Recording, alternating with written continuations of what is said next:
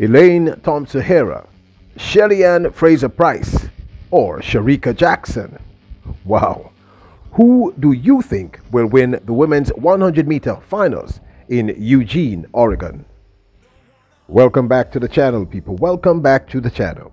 If this is your first time here, thank you for making it Peter Lloyd World. Now go ahead, please hit the subscribe button so we can continue to grow. When you do that, go ahead and hit the notification bell so you know when the next video drops, which is about once a day here on Peter Lloyd World. Also, if you enjoy the content, please hit that like button. And finally, leave your comments after this sports analysis where we take a look at and we break down the races. So, are you ready? Yep, good to go. Well, people, is finally almost here. On July the 17th at 7:50 p.m. on day 3 of the World Athletics Championships in Eugene, Oregon, the women's 100-meter finals will be run. According to World Athletics, the 3 fastest women in the world for the 2022 season happens to be 3 Jamaican women. In the number 1 position is Shelly and Fraser Pryce, number 2 Shericka Jackson, and number 3 the world's fastest living woman, Elaine Thompson, HERAH. Now, this question that I'm about to ask is one that has many of us baffled, including myself here at Peter Lloyd World. Who do you think will win the women's 100-meter finals in Eugene, Oregon at the World Championships 2022? So let's look at the stats as well as consider a few other issues before we attempt to give you a prediction as to who we here at Peter Lloyd World believes could and should win the women's 100-meter finals. Okay, so obviously Shelly and Fraser Pryce going in has got to be the clear favorite. Fraser Pryce has ran 3 100 meters thus far for the 2022 season.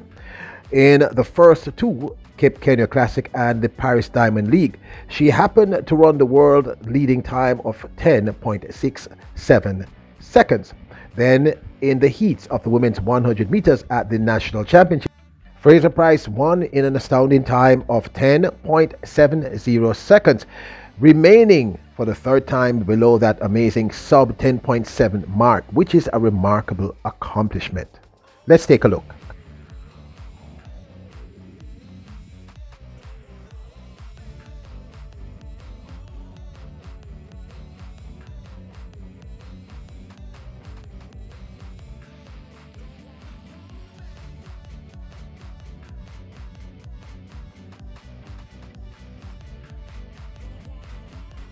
In at number 2 is Shericka Jackson. Jackson in the finals of the women's 100 meters in the national championship in Jamaica at the National Stadium won and ran a time of 10.77 seconds, beating Elaine Thompson, HERAH, into 1st position.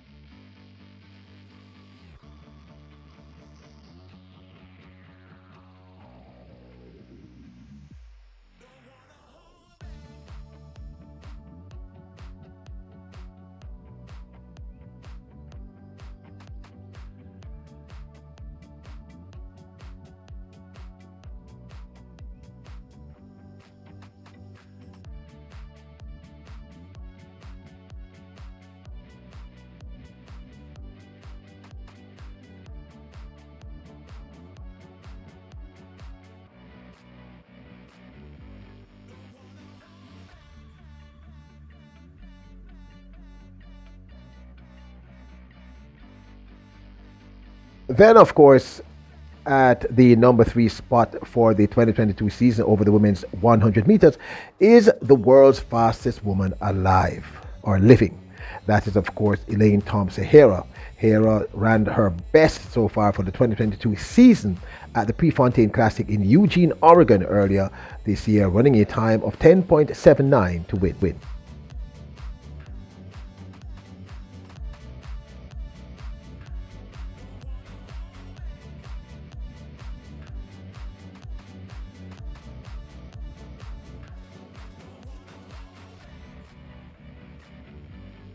Now, we had said in that video that it's really close to call, but we were leaning toward.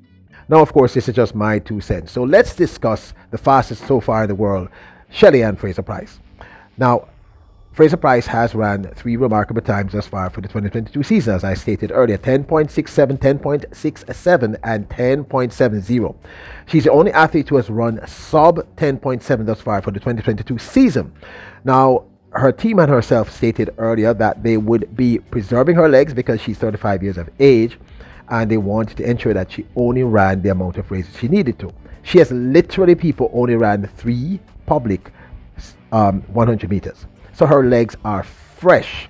Secondly, last year she made a terrible mistake. What happened last year is that, remember, she peaked very early in the year. She ran that 10.63, missed her peak for the Olympics, and peaked again when she ran that 10.67 about a month after the Olympics. So I believe this time she started her outdoor season much later than she did last year, which was clever. She is not running a lot of races. So the truth is, when she gets to Eugene, Oregon, including the 3 rounds she'll have to run, the heats, the semifinals, and the finals, she will literally have only ran 6 entire 100 meters for the entire season. And I think, looking at how she's running these races, she has a lot more in the legs. Let me explain. When she finishes these races, she does these interviews and she's not breathing heavily.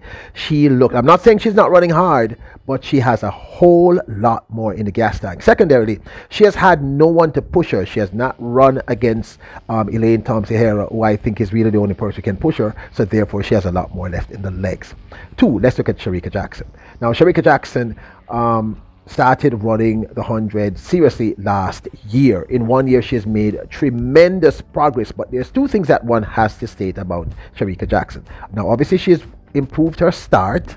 I believe that had they not stood up for 25 minutes in the finals of the national championships in Jamaica, she would have ran a faster time than a 10.77. In fact, she said that she herself was disappointed in the time. So it's obvious that in training, she knows she can go faster. I have stated on this channel that I believe she has a 10.65 in those legs. That is extremely impressive. This is my opinion. I can't prove it, but looking at how she's executing the races, I believe she can go a 10.65. However, she has not yet equaled her personal best for this season. That personal best being 10.76. But I believe she'll be able to do this. Also, she has not ran a lot of 100 meters herself. I count maybe 3, maximum 4 or 5, including all the rounds at national championships. And she is, of course, much younger than Shelly and Fraser Pryce. I believe she's 27 years of age, so she also has a lot more left in the legs. I believe she will go faster in Eugene, Oregon. Now, number 3, what one would call the elephant in the room.